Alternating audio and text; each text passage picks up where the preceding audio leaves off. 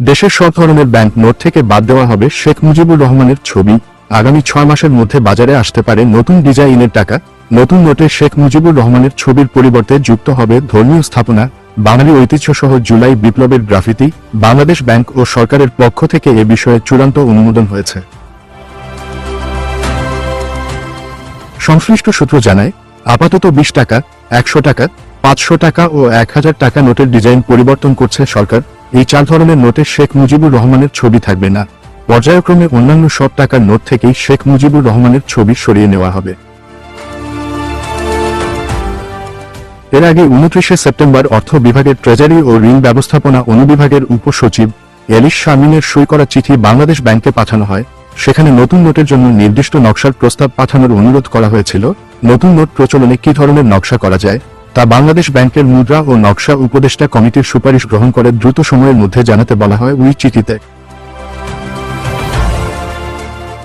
নতুন নোট ছাপানোর বিষয়ে মূল সুপারিশ করবে বাংলাদেশ ব্যাংকের মুদ্রা ও নকশা উপদেষ্টা কমিটি।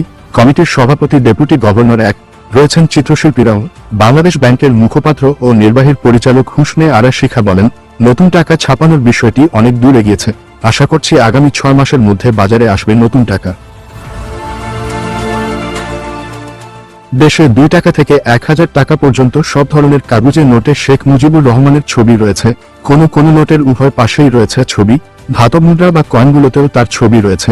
নতুন নোট বাজারে এলেও বর্তমানে প্রচলিত সব নোট চালু থাকবে। বাংলাদেশ স্বাধীন হওয়ার পর 1972 সালে প্রথমবারের মতো বাজারে 1 টাকা, 5 টাকা, 10 টাকা ও 100 টাকার নোট ছাড়া হয়। নোটে শেখ মুজিবুর রহমানের ছবি ছিল। পরে বিভিন্ন সরকারের আমলে নতুন নোট প্রচলনের পাশাপাশি পুরনো নোট বাজার থেকে সরিয়ে নেওয়া হয়। 1996 সালে আওয়ামী লীগ ক্ষমতায় এসে আবার শেখ মুজিবের ছবি সংবলিত 10 টাকা ও 500 টাকার নোট ছেপে বাজারে ছাড়ে। এরপর থেকে সব নোটে প্রতিকৃতি ছাপানোর রেওয়াজ শুরু করে বাংলাদেশ ব্যাংক। বাংলাদেশ ব্যাংকের বার্ষিক প্রতিবেদন অনুযায়ী গত 2022-23 অর্থবছরে 38,400 কোটি টাকা খরচ হয়েছে নতুন নোট ছাপাতে। তার আগের অর্থবছরে 2021-22 খরচ ছিল 37,400 কোটি টাকা। এছাড়া 2020-21 অর্থবছরে 34,000 কোটি টাকা খরচ হয়েছিল। সর্বশেষ নতুন নকশায় 200 টাকার নোট চালু হয় 2020 সালে। ওই নোটে শেখ মুজিবুর রহমানের ছবিতে নতুন রূপ দিয়ে বাজারে ছাড়া হয়।